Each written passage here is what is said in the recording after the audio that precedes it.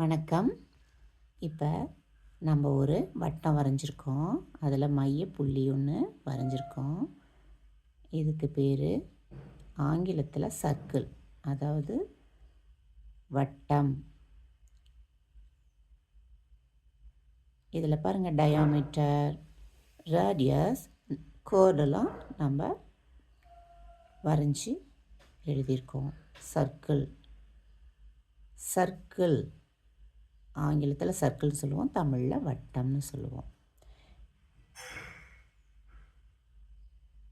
இந்த ரவுண்டுக்கு பேர் தான் நம்ம சர்க்கிள் அப்படின்னு சொல்கிறோம். ஆங்கிலத்தில் சர்க்கிள், வட்டம் தமிழில்.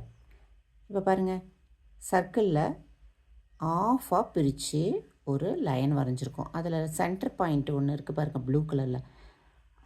இதுதான், இந்த லைனுக்கு பேர் தான் டயாமீட்டர். சர்க்கிளில் ஆஃபாக இருக்கிறது, அதாவது வட்டத்தில் பாதி விட்டம், டயாமீட்டர், விட்டம். அடுத்தது பாருங்கள், சென்டர் பாயிண்ட் ப்ளூ கலர் புல், அதாவது பாயிண்ட்லேருந்து ஒரு லைன் வரைஞ்சிருக்கோமா, இதுக்கு ரேடியஸ். ரேடியஸ் இங்கிலீஷில் ரேடியஸ், தமிழில் ஆரம்.